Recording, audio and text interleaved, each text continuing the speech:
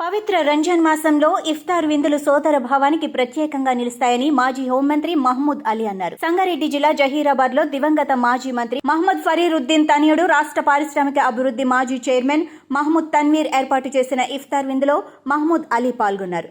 రాష్ట్రంలో గంగా జమున తహజీబ్ తరహాలో హిందూ ముస్లింలు కలిసిమెలిసి ఉండాలన్నదే లక్ష్యమని పేర్కొన్నారు. మాజీ సీఎం కేసీఆర్ చొరవతో రాష్ట్రంలో ఇఫ్తార్ విందులు పెరిగాయని మహమూద్ అలీ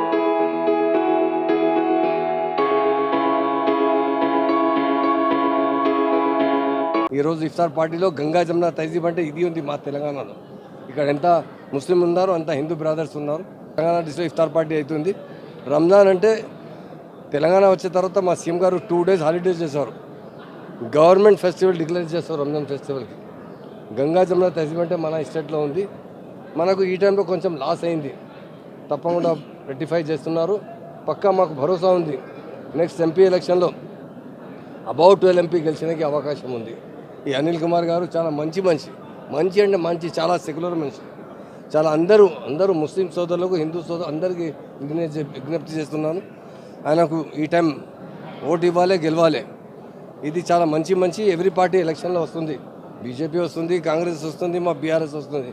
మరి బీఆర్ఎస్ పార్టీ ఒకటి పార్టీ తెలంగాణ పార్టీ ఉంది. తెలంగాణ తీసుకొచ్చిన లీడర్ కేసీఆర్ గారు ఉన్నారు. చాలా మంచి పవిత్రమైన ఉంది. చాలా ముస్లిం ప్రేయర్ చేస్తున్నారు, హిందూ బ్రదర్ మొత్తం రెస్పెక్ట్ ఇస్తున్నారు. మా అందరికీ రిక్వెస్ట్ ఒకటి ఉంది, ఈ టైంలో బీఆర్ఎస్ పార్టీకి భారీ మెజార్టీతో గెలవాలి. బీఆర్ఎస్ పార్టీ మా తెలంగాణ పార్టీ ఉంది. పవర్ మాకు అవసరం లేదు, మనకు తెలంగాణ డెవలప్మెంట్ అవసరం కావాలి. తెలంగాణ డెవలప్మెంట్ కావాలంటే తప్పకుండా ఢిల్లీలో పార్లమెంట్లో తెలంగాణ ఎంపీస్ ఉన్నాయంటే పక్కా తెలంగాణకు బడ్జెట్ వస్తుంది, డెవలప్ అవుతుంది. ఈ ప్రోగ్రాంలో మా తన్వీర్ భాయ్ పిలిచిన